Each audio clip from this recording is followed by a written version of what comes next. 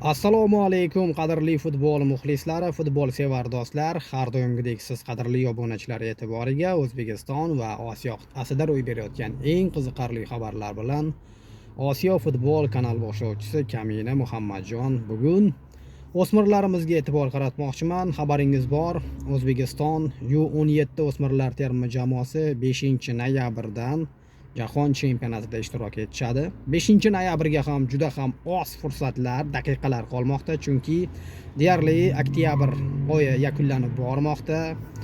5-noyabrda O'zbekiston U17 terma jamoasi, ya'ni Islombek Ismoilov shogirdlari o'sha Saudiya Arabistoni bilan kechgan bahsda juda ham chiroyli, dramatik o'yinni ko'rsatib bergan o'smirlarimiz Jahon chempionatida birinchi tur o'yinida Paragvay o'smirlariga qarshi maydonga chiqishadi. Ha, qadrli do'stlar, albatta o'smirlarimiz ham o'sha jahon chempionatiga chiqqan o'smirlar terma jamoasiga qarshi o'rtoqlik o'yinlarini o'tkazishdi. Barchasi ijobiy, har holda yaxshi tayyorgarliklar ko'rilmoqda. Nasib etsa, Paragvay jamoasini birinchi turda mag'lubiyatga uchratamiz. Keyingi raqiblarimiz Irlandiya va Panama o'smirlari bo'ladi. Albatta, bunga ham bizning o'smirlarimiz yaxshi natija qayd etishadi. Bilasizmi, men qadrli do'stlar, mana shu o'smirlardan ko'p narsani kutmoqdaman. Chunki bilsangiz, uzoq tarixda 2011-yil Meksika maydonlarida bo'lib o'tgan, adashmasam, Meksika maydonlarida bo'lib o'tgan o'smirlar o'rtasidagi jahon chempionatida O'zbekiston nimchorak va chorak finalgacha yetib borgan edi. Bu safar o'smirlarimiz undan ham o'tishadi. Yarim finalga yetib borishlariga meni hech qanday shubham yo'q.